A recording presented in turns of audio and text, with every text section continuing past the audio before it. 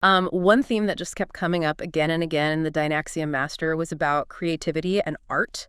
Right. There's this line, let me find it. Yeah, here. Easy doesn't necessarily mean interesting. And that just, well, it really resonated, didn't it? Especially thinking about how we, or you listening, might want a real understanding of something, not just the quick superficial version. Yeah. And what's interesting about that statement is how it kind of echoes across different areas. Like in art, okay, it challenges this idea that if something didn't take much effort, can it still be, deeply engaging? But then if you connect it to how we learn, it makes you ask yourself, right, are you sometimes drawn to the easy-to-digest info, even if it doesn't have much substance? Because that effort, the struggle to understand something complex, that often leads to a much deeper, more lasting grasp. Totally agree. And then just a little further on, it says, art now wants to be about convenience. Yeah. And that feels like a real tension there, this pull between wanting things quick and easy versus that deeper need for something genuinely captivating, even if it takes more effort, more attention. I love the conflict. Yeah. So the insight might be that this push for convenience in art could maybe unintentionally lead to less truly engaging stuff being made or valued. It might mean, that creators and audiences both have to consciously seek out that deeper engagement. That's a really critical point. Yeah. And the source material definitely explores this, especially with technology. It mentions that art allows you to see technology in a different way than the mainstream. Right. So art can offer this critical lens. Yeah. It makes you stop and think about the real impact of tech beyond just, wow, this is new. Which immediately made me think of that concern raised later about people using AI tools without really stopping to ask, is this actually producing interesting results? The comparison to early cameras is spot on. People were so amazed by the tech itself. Just the fact that it could take a picture. Exactly. That they didn't always consider the artistic merit of the photo itself. And the parallel with AI is, well, are we getting so caught up in the fact that AI can generate stuff that we forget to ask if it's actually meaningful? Precisely. And the document digs into this quite a bit with some pretty provocative thoughts on AI and creativity. Right. There's that direct statement.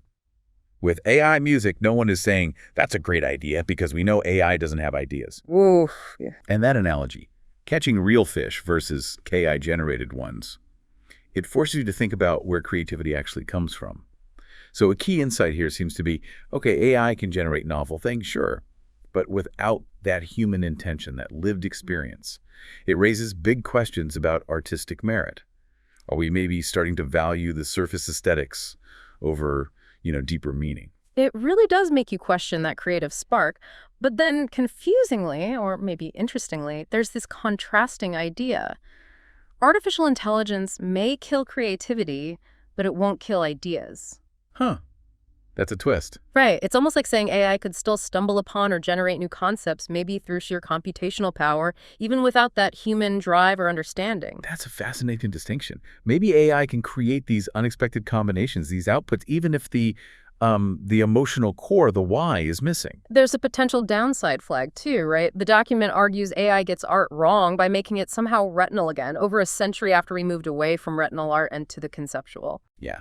Retinal art, meaning art that's just about the visual sensation, the look of it, rather than the idea behind it, which, modern art deliberately tried to move beyond. So the worry is AI might just be good at the surface stuff. That seems to be the concern, that AI, at least right now, might gravitate towards the purely visual, the appearance, and kind of miss those deeper conceptual layers that have become so central to art. Okay, that clicks. So it's like AI can mimic how something looks, but maybe not why it looks that way or what it signifies. Exactly. And this seems to connect to that other observation that digital art is easily cool because seemingly it takes less time and effort than traditional art.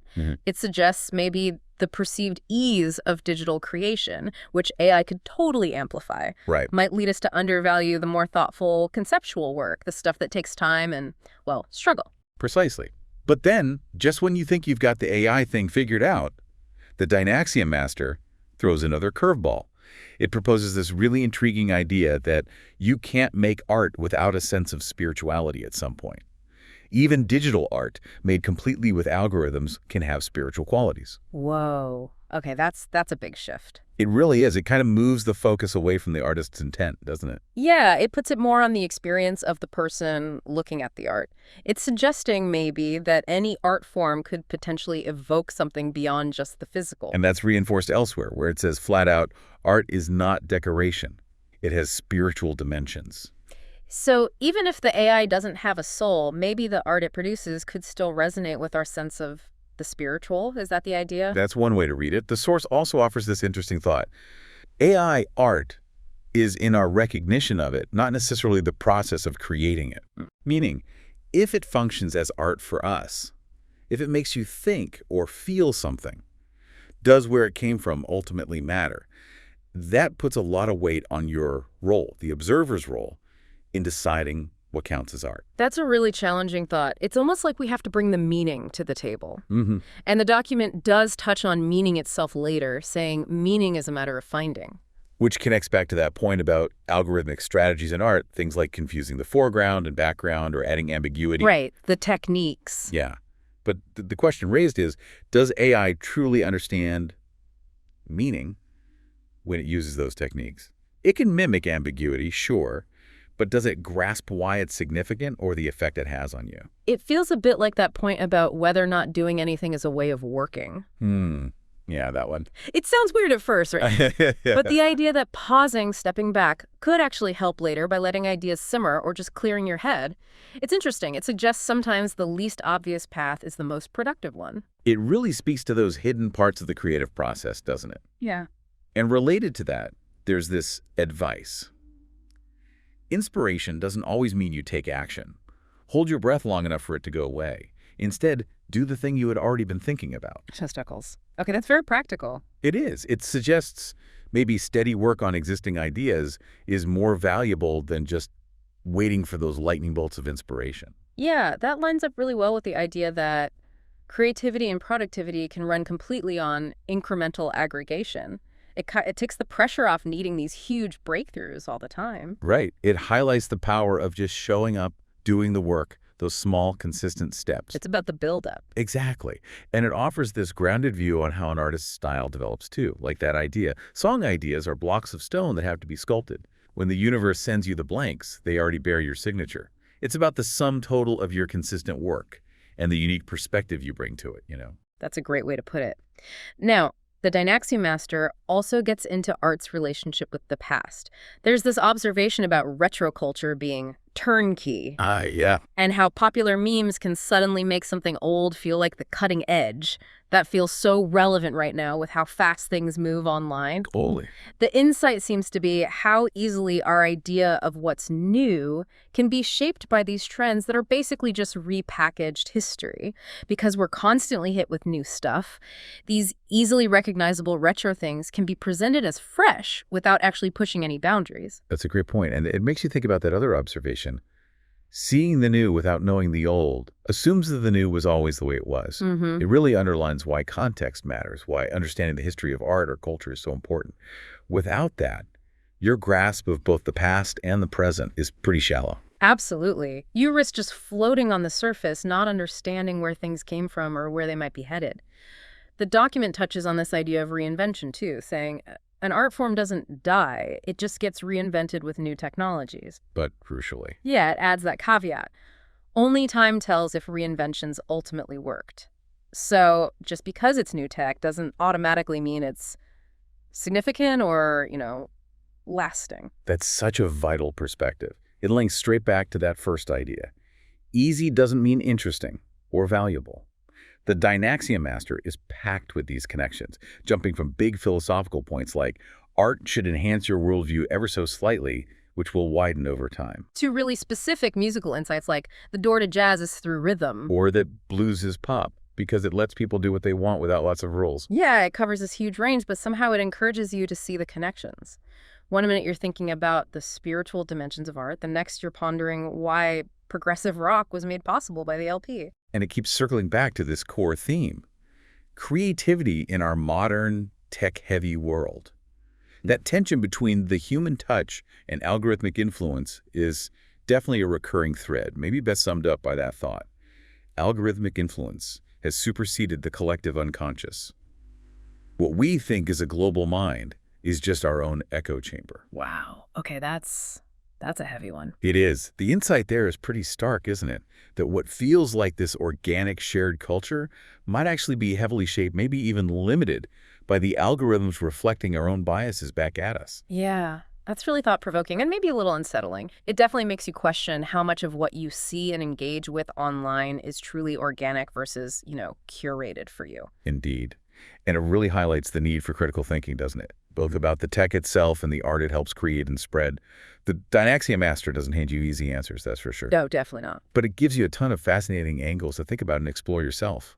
Okay, let's shift gears a bit then. Let's talk about the other huge theme that runs through the Dynaxium Master. This really complex interplay between technology, society, and, well, human nature itself. Right.